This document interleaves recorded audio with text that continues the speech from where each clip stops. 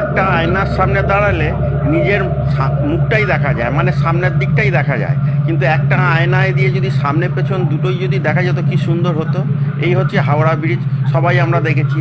কিন্তু হাওড়া ব্রিজের তলাটা কীরকম দেখতে হয়, এই যে হাওড়া ব্রিজের তলাটা এরকম।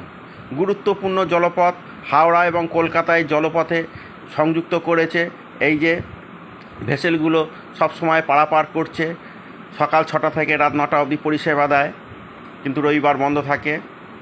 গুরুত্বপূর্ণ জলপথ বাবুঘাট, প্রিন্সেপ ঘাট, আর্মেনিয়াম ঘাট, আবার এদিকে বাগবাজার ঘাট। কম পয়সায় বেশ ভালোই যাতায়াত করতে পারে ডেলি প্যাসেঞ্জার যারা করে, গঙ্গার এপার ওপার যারা থাকে, যারা দুদিকেই ব্যবহার করে, তারা এই জলপথ কম পয়সায় খুব কম সময়ের মধ্যেই খুব আরামদায়কভাবে যেতে পারে এবং ছোটোখাটোভাবে ট্যুরও করা যেতে পারে। ঘুরে বেশ ভালোই এইসব দৃশ্যগুলো দেখা যায়, বেশ সুন্দর। এই যে গঙ্গার পাশে যারা রয়েছে তারা এই যে গঙ্গার জলে চান করছে। এখন ভাটা জল কমে গেছে তাই বালতি করে চান করছে।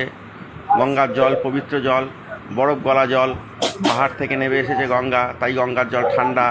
কিছু কিছু ছেলেপুলেরা আবার বেশ মজা করে লঞ্চের থেকে ঝাঁপ মারছে, এই যে ঝাঁপ মারছে, রিস্কের ব্যাপার, তবুও তারা এইগুলো করে।